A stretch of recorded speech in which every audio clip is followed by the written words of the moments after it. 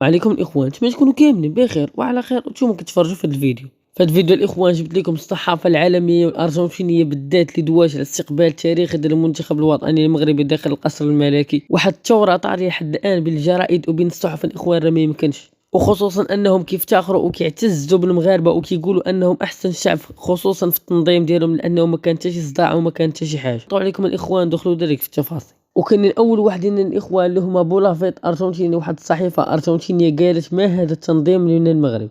يعني الاخوان هما راه عندهم بزاف ديال المشاكل فاش كان الكارت الارجنتين غادي، ولكن المغاربه الاخوان راكم عارفين. وجميع الصحف اللي جبت لكم الاخوان الارجنتينيين، واحد الصحفي سميتو اليخاندرو فارغوسي قال مرويكوس ولاح الفيديو ديال الاستقبال ديال المنتخب المغربي.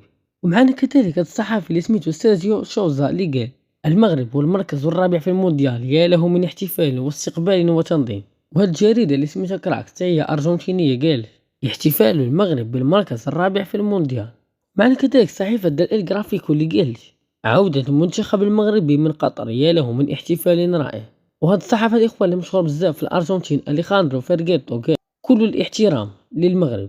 وهذا تا هو الصحفي الأرجنتيني الإخوان باهر وقال لا هذه ليست بوينوس آيرس إنها الرباط. استقبال المنتخب الوطني المغربي بعد المشاركة التاريخية في كأس العالم قطر 2022. وهذه الصحيفة الأرجنتينية كذلك سميتها أندري مارين اللي قال احتفالات رائعة وتنظيم جميل بالمغرب بعد وصولها من مونديال قطر 2022. كذلك الإخوان الصحفي ديغو باطل اللي قال المغرب الآن يا له من استقبال رائع، مبروك للشعب الوطني المغربي.